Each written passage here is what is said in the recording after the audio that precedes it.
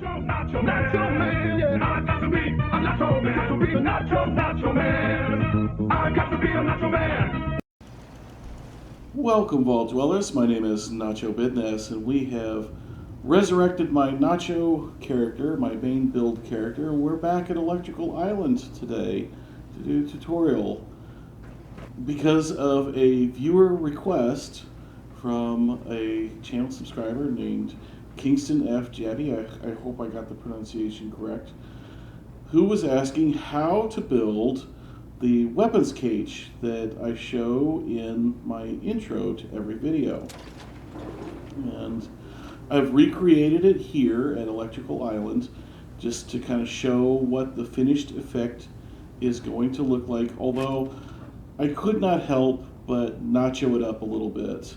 Instead of having a big chunky switch like in my intro, I have hidden a switch inside of a Nuka-Cola machine.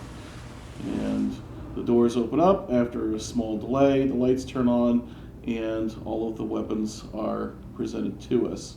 Now, none of these are legendary because, well, I used FreeMaker to populate this, but that's okay. I also used do-it-yourself clutter to get the decoration here, but you can see what the final effect is going to look like. Now, I'm not going to show how to build this Nuka-Cola machine switch. I am going to leave that as an exercise for the student. It is a delay switch and a power counter. In preparation for the tutorial, I have also gone ahead and kind of built this corner of a room with a cabinet and some weapon racks. Here's the thing, this video was very difficult to film. I started off just flying through this because what I told Kingston in a reply was that building this was a lot of place anywhere and patience. And I was flying through that build. The problem that I had was I think that there's a lot of folks out there who don't know a lot of the finer details of Place Anywhere and maybe don't appreciate the power that we have with the Place Anywhere mod on Xbox. That mod author really did us a incredible favor by building the mod that they did. The flip side was I could go ahead and try and tutorialize Place Anywhere at the same time I was doing the build. That video got extremely long, so we're going to have to make this a two-parter. The first part of this is going to be we're going to take a look at Place Anywhere and go through the complete guts of it and all of the weird and wonderful things that it can do.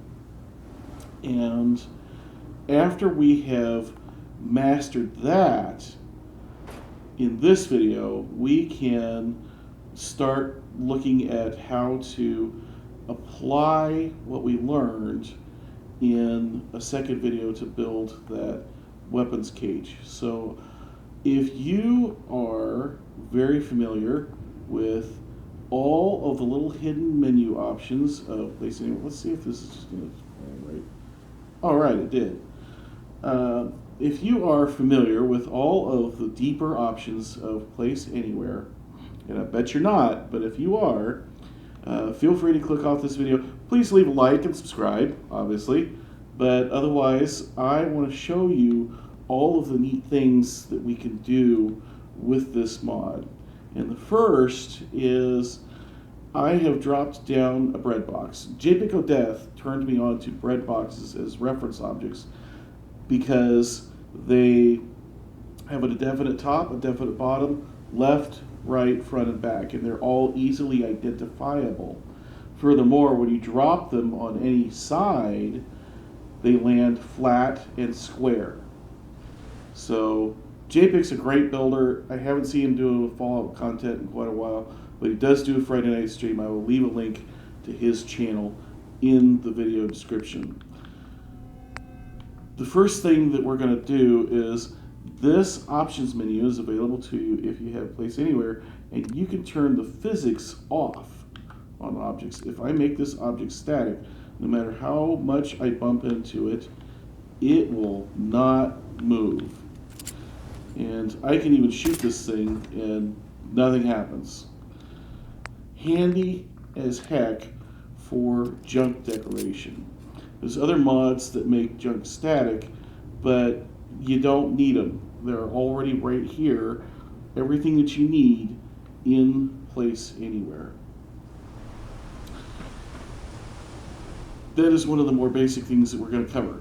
However, let's get into the actual Place Anywhere menus and try and explain what each and every of the one of the different options does and how they can be used. It does take my menu a long time to load. I have a ridiculous number of mods running.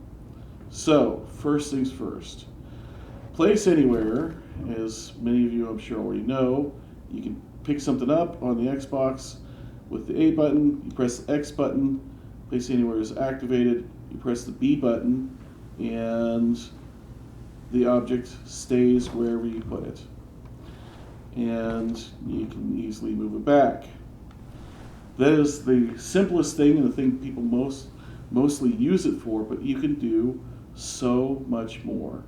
So I'm going to get in the menu here and go down to settings, and let's discuss the different things that we can set in here. So first off, activation method. I like to leave the Place Anywhere button and the Workshop button action alone. But and they're basically what you push to release an object and have it place in red. However, grab and release, I like to set that to open options menu.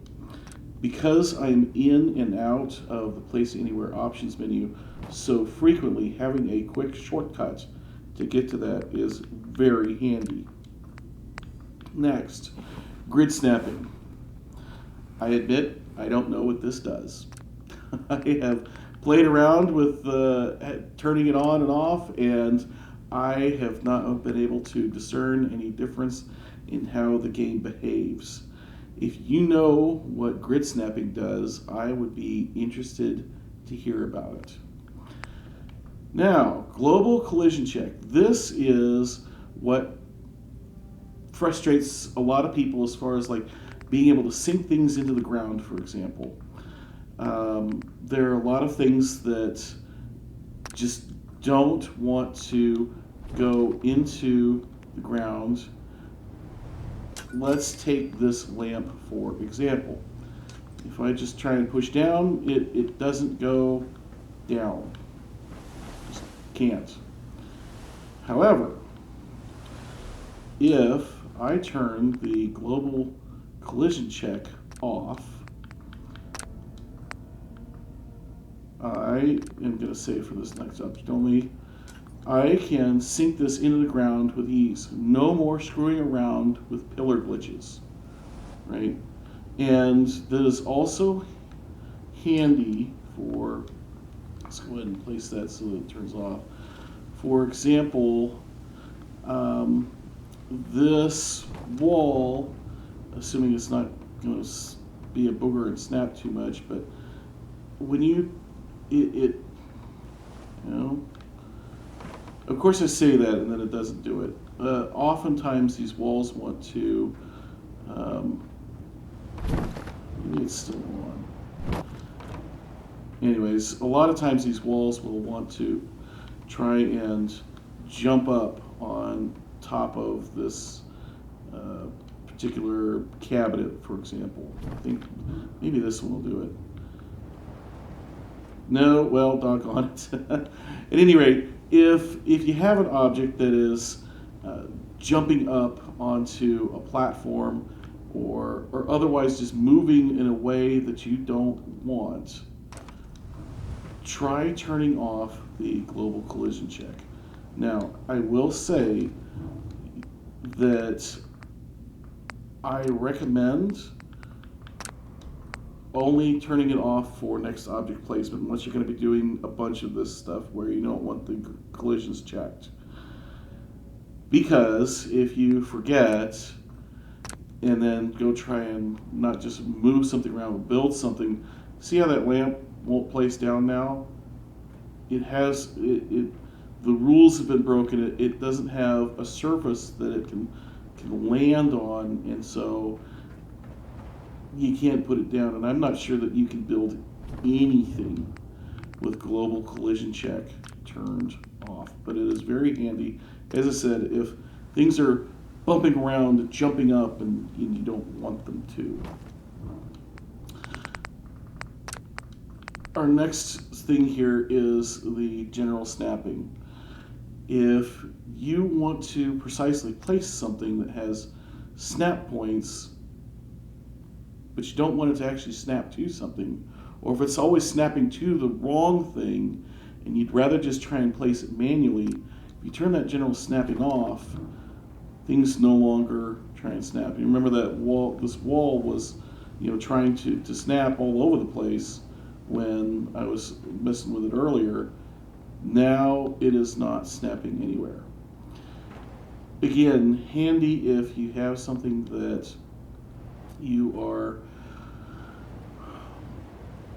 wanting to place manually and not use the snap points.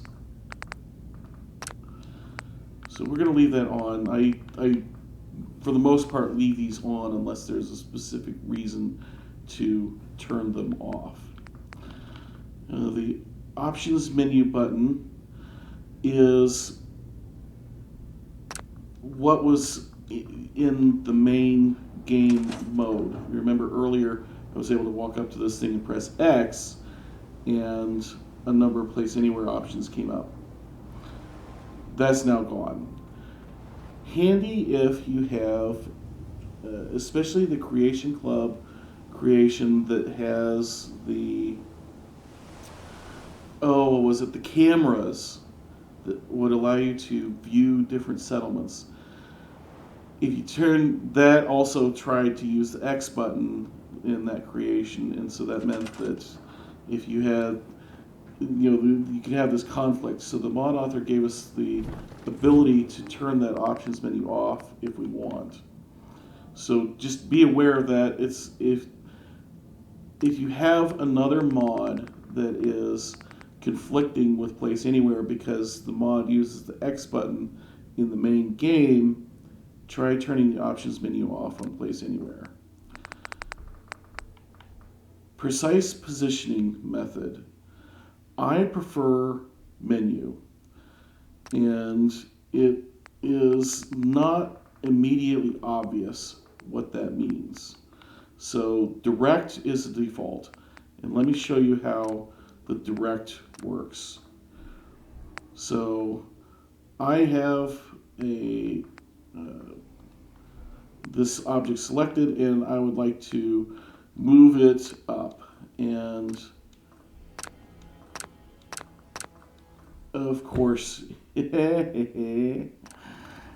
normally this would take me back to the main game mode. I would exit build mode, but I would have an option to nudge this object in the main game mode. I'm not sure why that didn't work. So, how embarrassing. Let's just say that sometimes having it in direct will take you back to the main game mode. I don't like that because it takes such a very long time for my build mode to load. So I leave it as menu, and when I go to change the position, I can move it up, and we stay. What in the world just happened there?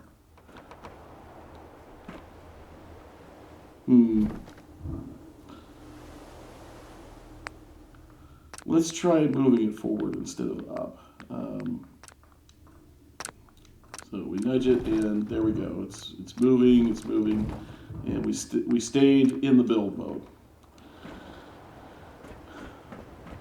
embarrassing that it was doing things I was not expecting in my tutorial where I'm supposed to be showing you how this stuff works, but sometimes mods can be unpredictable. I will say that rarely have I had so much trouble with Place Anywhere as I'm having right now. Notifications, that is basically just you get this little tooltip when you press the X button. I like to leave that on just so that I remember when I've got Place Anywhere activated or not. And I think the final things in the setting, master control on, you can just turn Place Anywhere completely off if you want. I don't know why you would, but the option is there. So, that's everything out of the settings menu, and I apologize if that is boring, but I really feel like knowing how all of this stuff works is important, because once I start the actual build, I'm going to be flying through this stuff and not trying to explain what each of these things does. I'm just going to show you how they're used. Position menu, we've already shown you how to use that. Scaling is a handy thing. I think that I want that wall to be half as big as it was. In fact, I know that I'm going to want that later. So I set that at minus 0.5. That's a 50% scale. Great. What if I wanted a gigantic breadbox? Well, I could scale it up and up and up and up, and I don't know actually what the limit is, but if you wanted a gigantic breadbox, you could have one. Important thing to note about this stuff, though, is that it can get funny with hitboxes. I don't know if the breadbox is going to do it. See how I walked right through that? Like, the hitbox is not scaled, only the graphic item. So the other thing is that now it's going to be sometimes when you do this stuff, that when you scale down, for example, the hitbox for this wall is going to be as big as it ever was. And that means that if you're trying to, for example, grab a wire through something, right? Like I'm way off that wall. It's not until I'm above the actual wall height that it finally deselects, right? So, if I was trying to grab a wire, like say through this, I wouldn't be able to do it because this hitbox is the same as it ever was. Just something to be aware of when you go messing around with the scale on things. Now, let's take a look at this physics here. I showed it earlier in the video, but you can make an object dynamic, which means that if I make it dynamic, that breadbox will move if I touch it. I can make it static, and then nothing, not explosions, not gunfire, not dog meat even, can move that thing. Object properties is also, I think, something that is underutilized. So I can do a couple things in here. First, let's get off the breadbox and go here. Let's say that, I mentioned earlier, like, oh man, if I was trying to grab a wire on the other side of that wall, because the hitbox is the same as it ever was, well, I couldn't grab that wire. But I could go into object properties and disable that object. If I had this thing all built up and then realized, oh man, there's something deep inside there that I need to mess with, I can go ahead and disable those objects. And the nice thing about this with electrical is that it remembers the wires. So I can get rid of that and maybe get rid of this column, and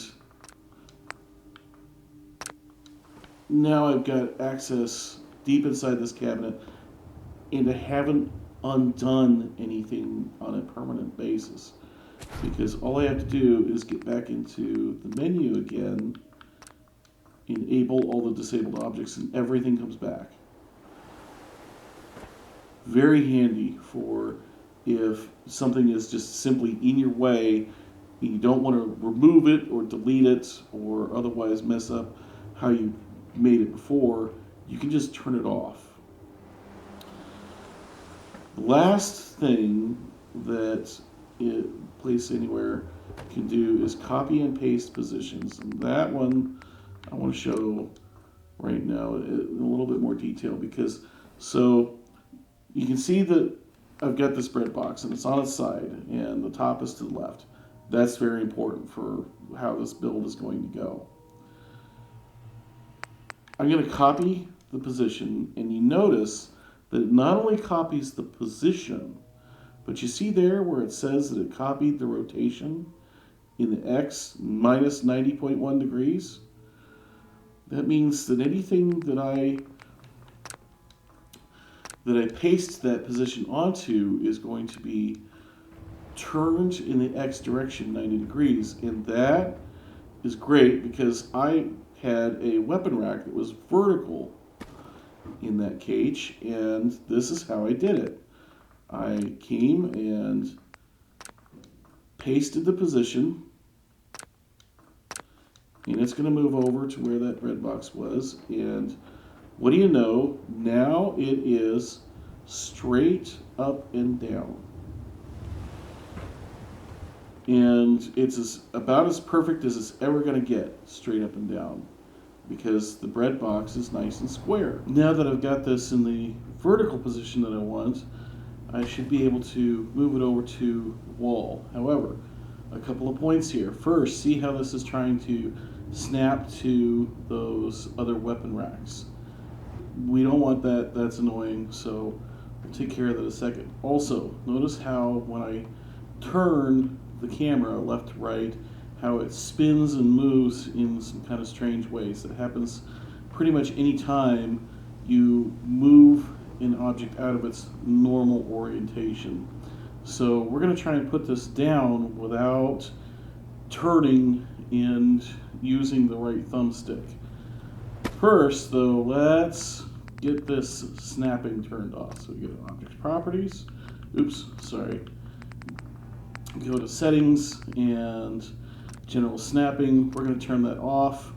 And we're going to leave the Global Collision Check on because we want this to detect that wall that's back there and sit up against it. And we're going to get it floated in to nearly the final position. Activate Place Anywhere, and it's not quite right, so we can pick it up again, and we can Place Anywhere again, and there we go. That is just about perfect. Close enough anyways for the tutorial. I don't want you to have to sit there while I get everything exactly 100% perfect. So there you go. That is a deep dive into the menus of Place Anywhere. And if that was not useful to you, I apologize. If it was useful to you though, please do leave a like. I wanted to make sure that I covered how I was going to do this stuff before I started flying through the tutorial of actually how to build this thing. So that is going to be in part 2 and coming very, very soon. If you're looking forward to that and you're not subscribed, please subscribe to the channel. If you didn't like, please tell me why in a comment so that I can do better for you next time. A dislike without context means that I don't know what it is that I should improve to make better content for you. Until next time, My name is Nacho Bidness, and I'm saying it's a great big wasteland out there. Let's go have fun in it.